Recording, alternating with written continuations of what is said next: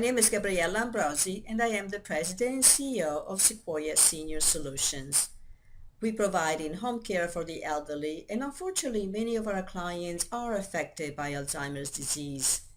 Today, I will be speaking to you about how Alzheimer's disease affects the brain.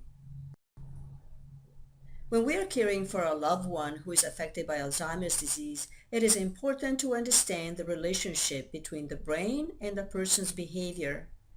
As we see from the diagram, changes in the chemistry and anatomy of the brain, the environment, and behavior are all related to each other. In other words, it is a cycle, and we must keep this cycle in mind when providing care to a person affected by Alzheimer's disease. The brain is the source of our thoughts, of our emotions, of our personality, and of our behavior. Everything we experience in life and every decision or action we make can be traced back to our brain.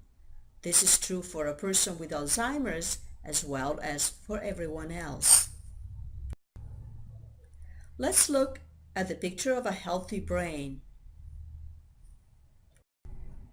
And then, here's the picture of the brain of a person with Alzheimer's. In the Alzheimer's brain, the cortex shrivels up, damaging areas involved in thinking, planning, and remembering. Shrinkage is especially severe in the hippocampus, an area of the cortex that plays a key role in the formation of new memories. This explains why short-term memory loss is one of the most obvious signs of Alzheimer's. As you see, the parts of the brain that are responsible for short-term memory and language are gradually disappearing from the brain of the person affected with Alzheimer's.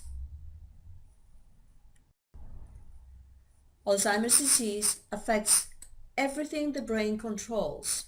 It affects how your loved one thinks, what he or she feels, who he or she is, and what he or she does.